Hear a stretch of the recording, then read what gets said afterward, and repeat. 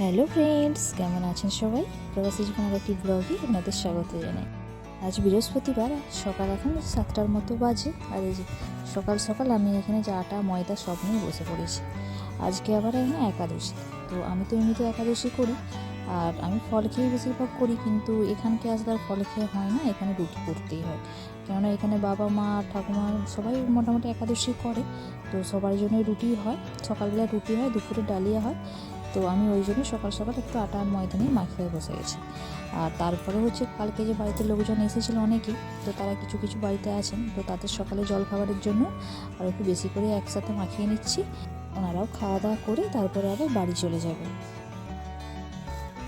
আজকে যেহেতু একাদশী, তাই বাড়িতে সেরকম দুপুরবেলা রান্নাবান্নার ঝামেলাও কিছু নেই। যেইটুকুন হবে মা একবার দুপুরবেলা বসিয়ে দেবে। তো তাই বাবা বললো যে আজকে খাওয়া দাওয়া করে সকালবেলা একবার পুকুরের দিকে যাব, সেখানে একবার জাল দিয়ে দেবো। যেহেতু আমাদের হাতে আর বেশি দিন সময় নেই, বেশি দিন বলতে আমাদের যাওয়ার প্রায় সময় হয়েই গেছে।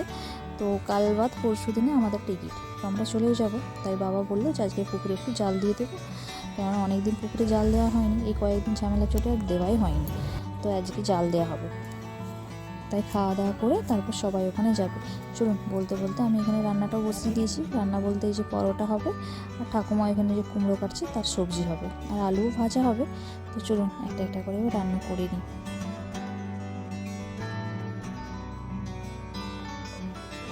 এই যে সকালের জলখাবার একবারে রেডি। তো যারা এসেছিলেন তাদের খাওয়া দাওয়া করে ওরা বাড়ি চলে গেছে। বাকি যে আমি, মা আর ঠাকুমা তিনজনে বসেছি, এখন হচ্ছে খাওয়া দাওয়া করি। তো চলুন আমরা আগে খাওয়া দাওয়া করি। এখানে কুমড়োর সবজি আছে, আলু ভাজি, আর এই যে এখানে আছে খেঁচুর গুঁড়ো রসগোল্লা।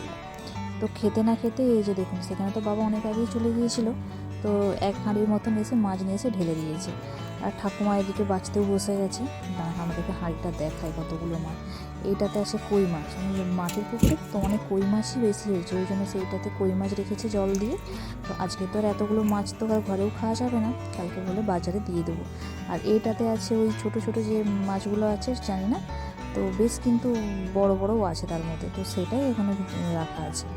তো ওটা বলতে বলতে চলুন একবার মাঠের দিকে ঘুরে আসি। তো আমি কখনো যাইনি মাঠের দিকে, অনেক দূর থেকে দেখেছি, তবে ওই জায়গাটাকে আমি কখনো যাইনি, প্রথমবার যাচ্ছি। ছেলেও আছে, ছেলেকে বলি চল সবাই মিলে একবার যাবো। তো চলুন।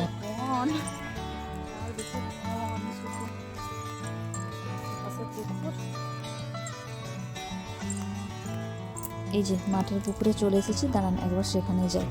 এই যে এই জায়গাটাতেই মাছ ধরা হয়েছিল, পাশাপাশি সব জমি আছে, জমিতে জলটা তুলে দিয়েছিল, দিয়ে এই ছোটো জায়গাটার মধ্যে অনেক মাছ ছিল। আপনারা দেখেছেন কতগুলো মাছ ছিল। আর এই জায়গাটা এত সুন্দর, আমি যে এতবার এসেছি আমার কখনো লক্ষ্য পড়েনি যে এই জায়গাটা এত সুন্দর। তো চলুন, মাছ তো ধরাই হয়ে গেছে, আর তো সেরকম দেখার কিছু নেই।